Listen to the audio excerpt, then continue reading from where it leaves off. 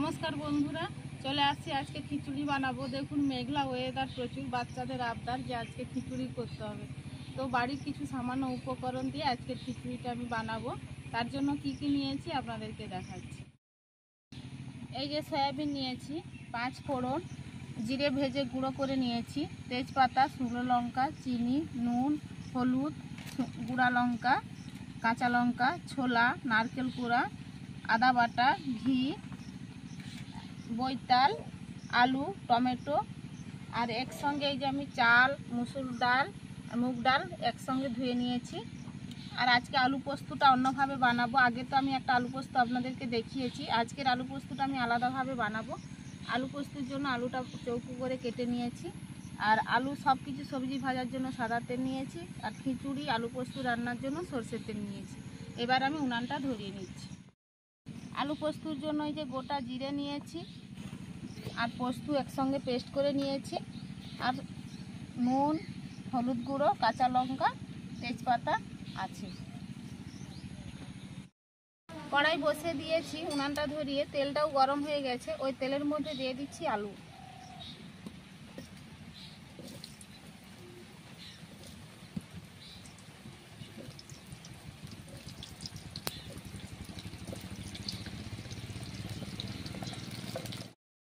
আলুর মধ্যে দিয়ে দিচ্ছি পরিমাণ মতো নুন, দিয়ে ভালোভাবে আলুগুলো ভাজতে থাকবে।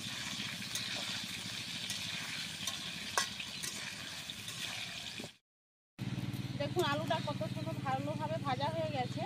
এবার সব যত সবজি আছে আমি সব সবজিগুলোকে একই রকমভাবে ভেজে নিই। এবার আমি তুলে নিচ্ছি আলুগুলো।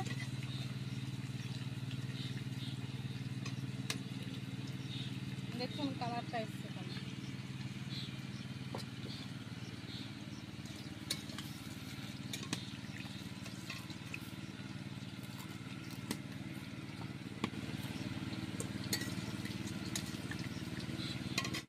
সবগুলো সবজি আবার ভালোভাবে ভাজা হয়ে গেছে। এবার আমি হাঁড়ি বসিয়ে দিচ্ছি। আর এই খিচুড়িটা বানানোর জন্য কিন্তু আমি আগে থেকে এই যে চাল, ডাল, দু রকমের ডাল একদম ধুয়ে নিচ্ছি। আর ঝরঝরে দেখুন একদম ঝরঝরে করে নিয়েছি।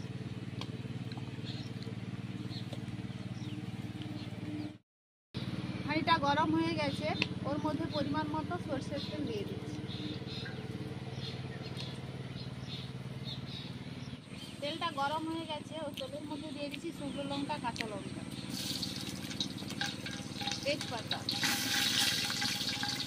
5 ফোড়ন,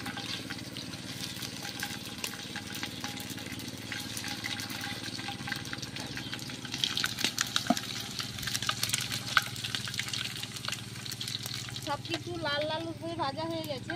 ওর মধ্যে দিয়ে দিচ্ছি আদা বাটা,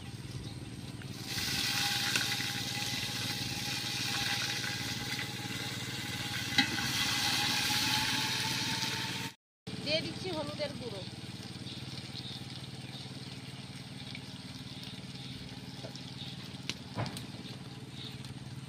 দিয়ে দিচ্ছি লঙ্কার গুঁড়ো।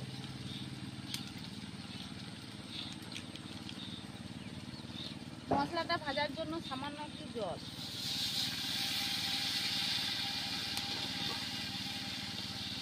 দিয়ে দিচ্ছি টমেটো কোচানো,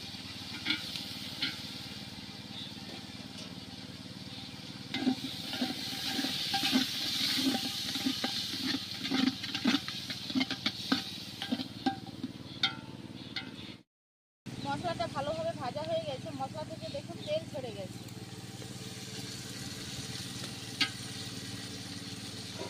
ওর মধ্যে দিয়ে দিচ্ছি ধুয়ে রাখা চাল আর ডাল,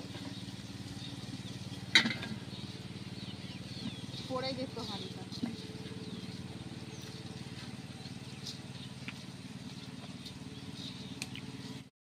দিয়ে দিচ্ছি পরিমাণ মতো নুন,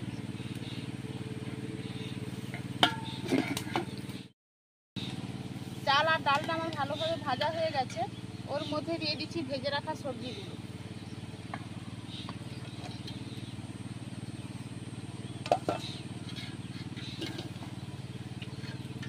একসঙ্গে সব মিক্স করে নেব। সব কিছু দেওয়া হয়ে গেছে, এবার আমি পরিমাণ মতো জল দিয়ে দিই। দেখুন পরিমাণ মতো জল দেওয়া হয়ে গেছে, আর কালারটা দেখুন, উপরের কালারটা কত সুন্দর এসেছে। এটাকে আমি এবার ফুটতে দেব। খিচুড়িটা ফুটছে দেখুন, ওর মধ্যে দিয়ে দিচ্ছি নারকেল কোড়া আর ছোলা।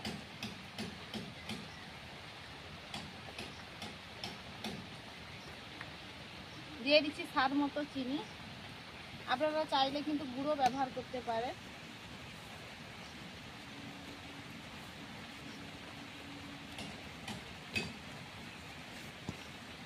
ভালোভাবে নাড়াচাড়া করে নিন।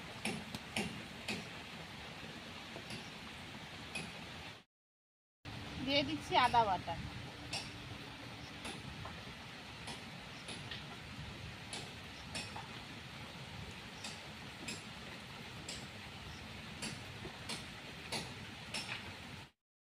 হাঁড়িটা ভর্তি হয়ে গেছে, আমাদের বাড়ির ক্যান্ডিডেট কিন্তু অনেকেই, তার জন্য একটু নাড়তে অসুবিধে হচ্ছে।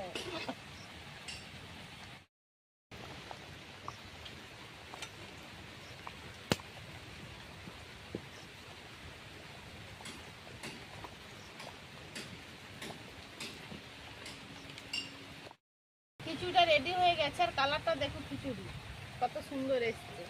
এবার আমি নামিয়ে নিচ্ছি। খিচুড়িটা নামিয়ে নিয়েছি, ওর মধ্যে দিয়ে দিচ্ছি ঘি আর এই যে ভেজে রাখা জিরের গুঁড়ো।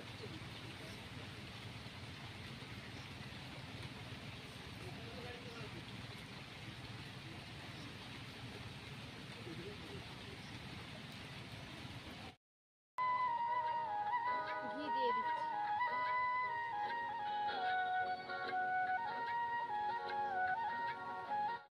জিরে গুঁড়ো ঘিটা দেওয়ার পরে ভালোভাবে নাড়াচাড়া করে নিচ্ছি।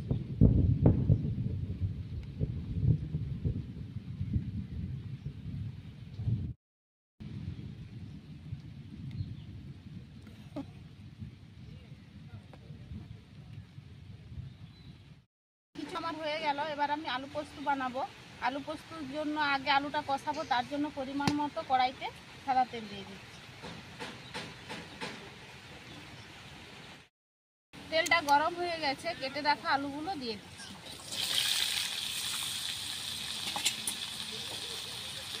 দিয়ে দিচ্ছি পরিমাণ মতো হলুদ,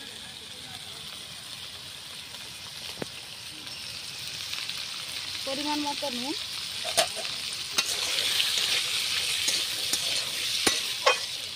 নুন আর হলুদ ভালোভাবে মাখানো হয়ে গেছে। এবার আমি ঢাকা দিয়ে আস্তে আস্তে আলুগুলো কষে নিই।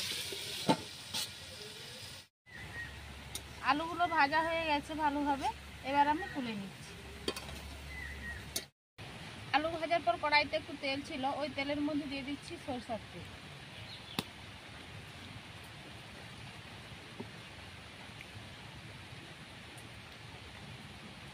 দিয়ে দিচ্ছি একটা শুকনো লঙ্কা কেটে, একটা তেজপাতা, জিরে,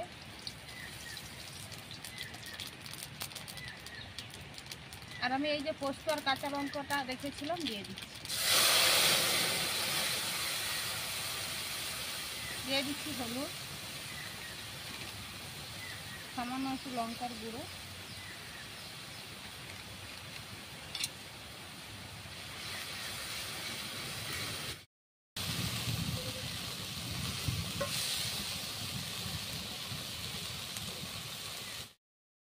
মশলা থেকে তেল ছেড়ে গেছে, ওর মধ্যে দিয়ে দিচ্ছি এই যে ভেজে রাখা আলু।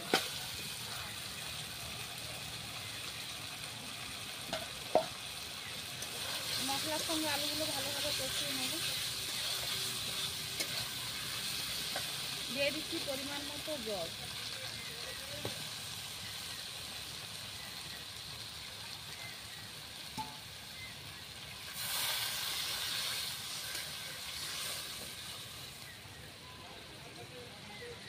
যেহেতু আমি আলু পোস্তটা বানাবো, এই রকম জলটা দিলাম মাখো মাখো।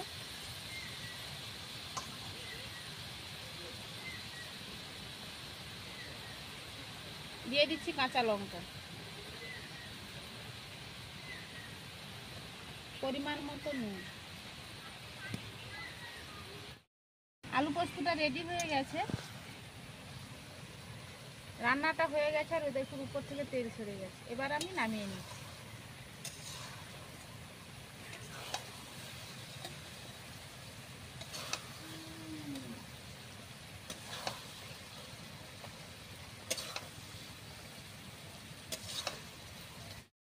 আলু পোস্তটা রেডি হয়ে গেছে আর আমার খিচুড়িটা তো রেডি হয়ে গেছে, আপনাদেরকে দেখালাম। তো এই ঠান্ডা ঠান্ডা ওয়েদারে খিচুড়িটা রান্না করলাম বাচ্চা কাচ্চাদের রিকোয়েস্ট। আমি যেভাবে খিচুড়িটা তৈরি করলাম আপনারা অবশ্যই কিন্তু বাড়িতে ট্রাই করবেন, আর কেমন লেগেছে আমাকে কমেন্টেও জানাবেন। এখানেই আমি ভিডিওটা শেষ করছি, দেখা হচ্ছে আবার নতুন কোনো ভিডিও নিয়ে। ভালো লাগলে অবশ্যই লাইক, কমেন্ট, শেয়ার, সাবস্ক্রাইব করবেন। সবাই ভালো থাকবেন, সুস্থ থাকবেন।